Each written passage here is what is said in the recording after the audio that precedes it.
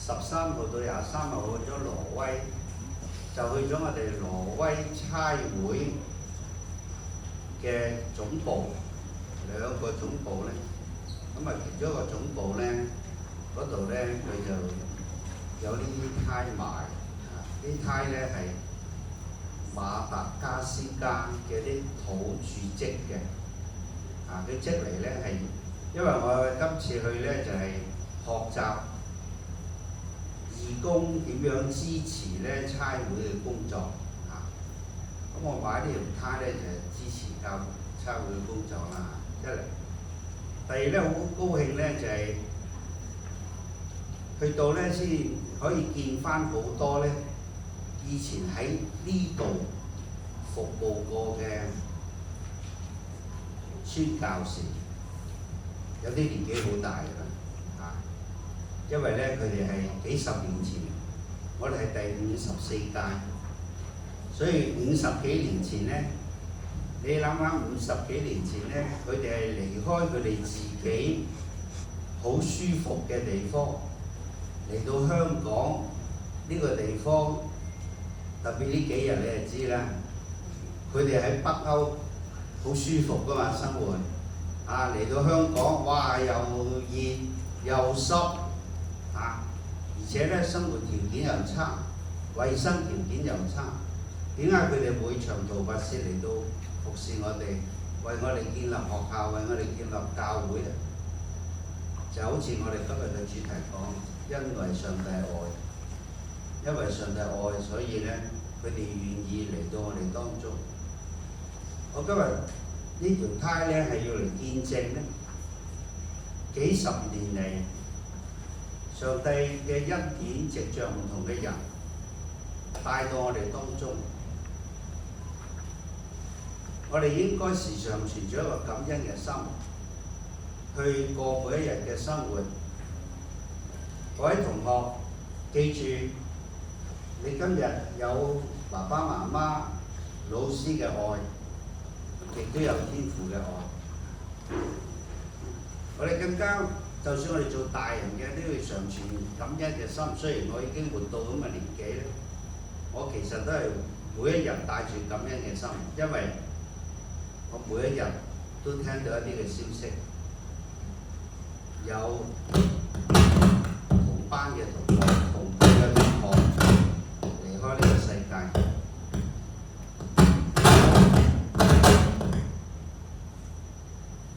有後生一輩嘅不幸患到好難醫嘅病。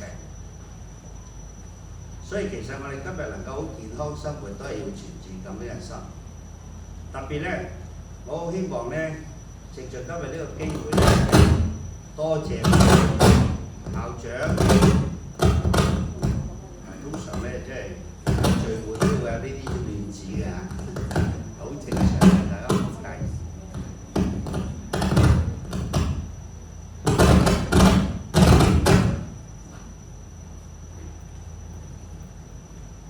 一間學校嘅運作能夠一間學校嘅運作能夠咧好順暢咧，一定要感謝咧校長嘅帶領、主任老師嘅努力、家長嘅配合，同埋咧大家有個共同嘅信念、共同嘅步伐去照顧我哋嘅小朋友。當然我哋更加唔能夠忘記咧過去所有嘅校董、校長、老師、主任嘅努力呢個咧當然係唔能夠忘記嘅。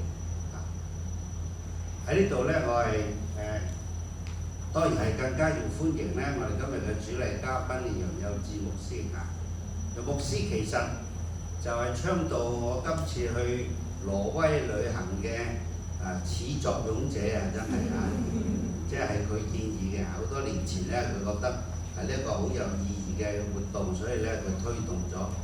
咁我亦都見證咧呢個活動係非常之有意義。我話俾你聽係非常有意義，不過唔係非常好玩，因為好辛苦嘅拖住個篋嘅公共巴士旅行團嚟嘅，係搭公共巴士拖住個篋嘅好辛苦嘅而且住嘅唔係酒店嚟嘅，係啲學校嘅宿舍嚟嘅嚇。咁但係咧係非常有意義啊！我哋見證到好多美好嘅事物嚇。最後咧，我再一次歡迎我哋嘅監督我哋呢一位咧多才多藝嘅監督一陣間佢會展示俾你睇佢點樣多才多藝同埋咧亦都歡迎所有嘅家長喺呢度咧，代表校董會恭喜你哋，因為你哋成就咗一件好重要嘅事，讓你嘅小朋友喺呢度學習同埋認識上帝。多謝各位。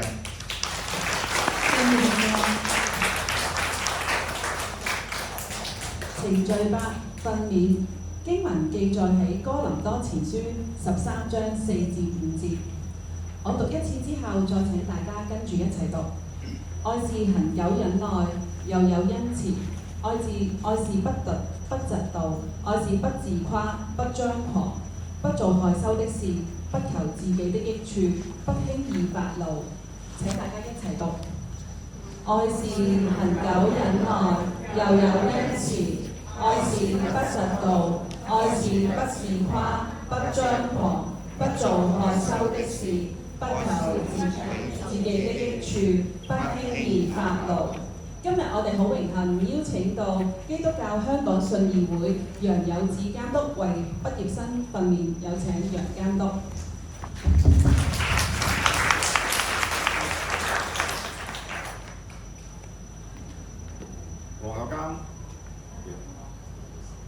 黃校監、各位家長、各位校董、黃校長、各位畢業同學，大家好！哇，小朋友快高長大咯！今日係你哋嘅畢業典禮哦。人生到過一個新階段，實在美好嘅地方。各位畢業嘅家長，恭喜大家，小朋友完成咗第一個畢業典禮嘅。今日咧，我以愛的言語咧為勉勵嘅題目。各位小朋友、各位家長，你繼續要帶領佢哋，仲有幾個畢業典禮要度過。係啦，小朋友，今日我帶咗一件道具嚟，呢件道具想俾大家睇下係咩嚟？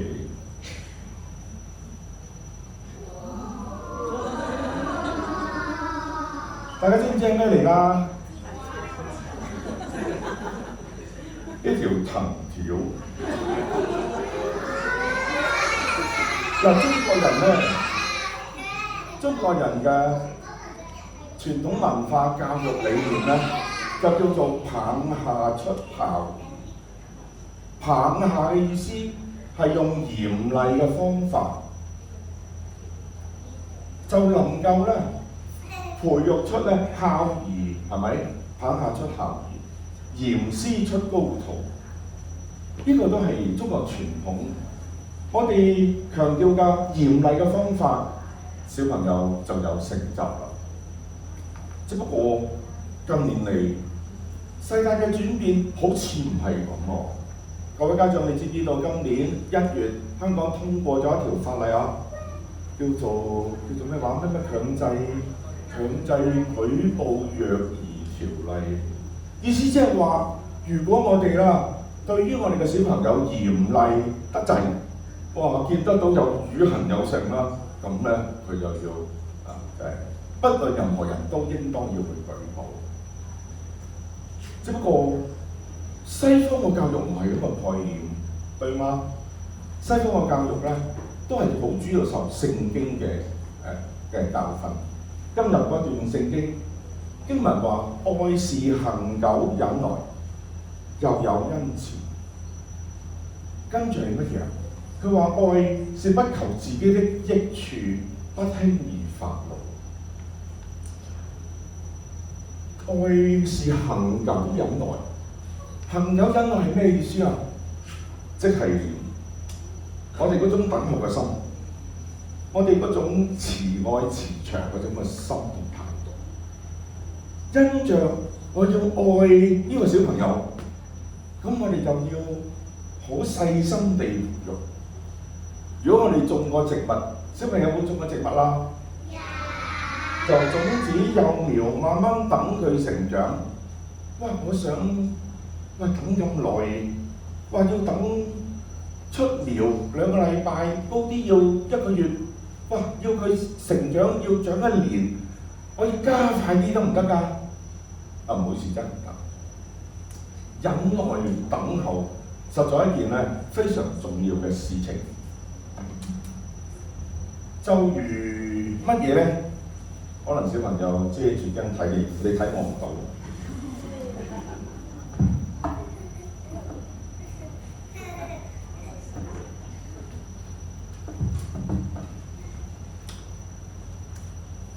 小朋友，我哋出世帶住咩嚟呢個世界㗎？冇嘢，對嗎？真係我哋冇任何嘢帶到嚟呢個世界。我哋小朋友靠咩嚟學㗎？靠眼睇，跟住就捉摸，咁就有事情學到啦。呢條絲巾咩顏色啊？紅色。所以小朋友嘅成長係透過學習一點一滴慢慢學懂嘅。紅色，咦咩色嚟㗎？橙色。哎呀，黃色、綠色、藍色，仲有，紫色，仲有，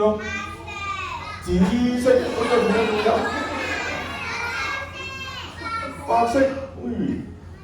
其實學習成長冇捷徑。我剛才用少少例子，我想説明係我哋都聽過台上1分鐘，台下10年功。我哋冇辦法可以加速小朋友嘅成長，唯有一樣嘢係耐心等候，慢慢培育。喺呢度愛有2件事要做，恆心忍耐，恩慈地去照顧我哋小朋友。更加有另一件事係唔可以做嘅，佢講緊乜嘢？不求自己的益處，不輕易發怒。我哋係為着小朋友，為着他人嘅緣故，唔係為着自己嘅益處。你係為自己嘅益處，就唔係愛他人。含怒、嬲怒，實在都係我哋啲情緒嚟。即係如果我話打多幾嘢，小朋友就會勤力同努力，其實唔係幾真實。我想講2個有關於我小朋友、我仔成長嘅故事。我哋教會都好興家庭探訪啊。小朋友有冇去其他同學屋企玩㗎？或者其他小朋友屋企玩？有一次我仔家庭聚會，去到其他小朋友屋企，佢就發現咗呢一樣嘢，佢就問我咩嚟㗎？跟住我話俾佢聽，嗱，呢條叫藤條，藤條有咩用呢？聽住啦，有聲㗎，聽唔到有聲啊？用嚟小朋友曳打屁股㗎。我仔聽完我講就知道藤條唔係玩具嚟嘅。返到屋企我就同我仔講，點解到今日你都4、5歲，屋企冇藤條呢？係因為你明事理。當你唔按照我哋一啲指示去做，我哋講你又明，咁咪 OK 咯。譬如夠鐘瞓覺啦，玩多5分鐘又要上床啦噃。個鐘5分鐘，你繼續玩，我又繼續會提醒你喎。咁你有冇做啊？有，所以我屋企咪唔使買藤條咯。咁我仔明唔明啊？明。點解到今天屋企冇藤條，人哋屋企有呢？其實各位家長，有時候我都同我仔講，係咪需要買藤條呢？就已經有阻嚇作用啦。第二個故事係4歲嘅，我仔4歲嘅時候，我哋咧去海洋公園。各位同學有冇去過海洋公園啊？有冇睇過海豚表演啊？喺表演期間，我不其然就問我隔離嘅仔：阿仔啊，你覺得海豚乖啲定你乖啲啊？小朋友啊，你知我個仔點回答咧？海豚乖啲定你乖啲啊？我好隨意嘅問題，令我心裏一沉。點解仔會咁答嘅咧？我翻屋企再問我仔：海洋公園嗰啲鸚鵡乖啲定你乖啲咧？我仔嘅繼續回答係鸚鵡乖啲。跟住我就話：我係咪因為鸚鵡能夠聽訓練員嘅指示，飛到訓練員嘅手上，又會聽訓練員嘅指示拉車啊？我仔就話係。咁我就問你咧？我仔嘅回答係：我有時乖，有時曳。咁跟住我就攬住個仔，我話：無論你任何時候，我都錫你愛你。喺現時，我心裏反省，4歲嘅小朋友都懂得明白事理，明白乜嘢叫對與錯。我哋又知道同實踐咧係兩件事嚟。4歲嘅小朋友同樣都明白，但係我要話俾我仔聽，不論你乖曳、聽話與不聽話，作為父母，我都愛錫你。但事實上，有時家長你諗下，你會話你曳我就唔錫你，係咪真㗎？俾多啲鼓勵，俾多啲説話嘅教導提醒，實在美善。多啲去提醒，今日做得唔錯，繼續努力，摸下佢嘅頭。今日做得唔算理想，記得咯喎，下一次努力啲，成長改善。今日我仔已經27歲，我從來屋企冇買過藤條，我哋基本上冇打過我仔。你知唔知我哋屋企點樣懲罰我仔㗎？3、4歲嘅時候，我仔曳唔聽話，或者話唔知發生咗咩事，屋企有個呼啦圈，我請我仔攞個呼啦圈放喺地下，阿仔照做，行入去，我用咁嘅語調，你知唔知你頭先做咗啲咩嘢？唔知啊，企1分鐘，知唔知啊？知。頭先咧即係咩？譬如冇洗手啊，即係冇完成某啲指示。你唔明白有啲乜嘢你犯錯，咁我聽佢講完之後就係、錯就要有啲提醒我，掹自己一下耳仔啦。知唔知道做錯咗咩事啊？知道，好走啦，你走個呼啦圈去玩啦。呢啲係叫懲罰。我屋企嘅家訓就係咁啦。到小學唔好意思啊，冇咗呼啦圈。放張 A4 白紙喺度，行入去，知唔知道咩犯錯啊？掹下耳仔啦，記住咯噃，唔好再做啦。呢啲係懲罰嚟㗎噃，屋企。懲罰嘅目的係提醒佢，叫佢知道乜嘢應當做，知道乜嘢唔應當做。今日勉勵各位家長。你嘅小朋友有好多階段，都仍需要大家去鼓勵同支持㗎。愛嘅言語係從心裏發出，我哋一齊讀一讀，愛是乜嘢？愛又不是乜嘢？一齊讀。愛是恒久忍耐，又有恩慈；愛是不求自己的益處，不輕易發怒。祝願各位家長喺培育嘅路途上，真係艱辛㗎，但係不能出於情緒，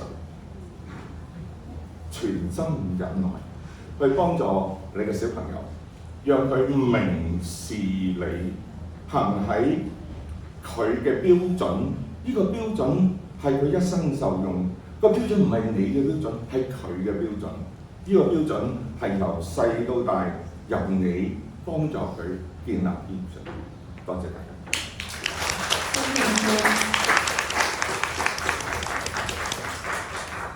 程序9，頒發畢業證書。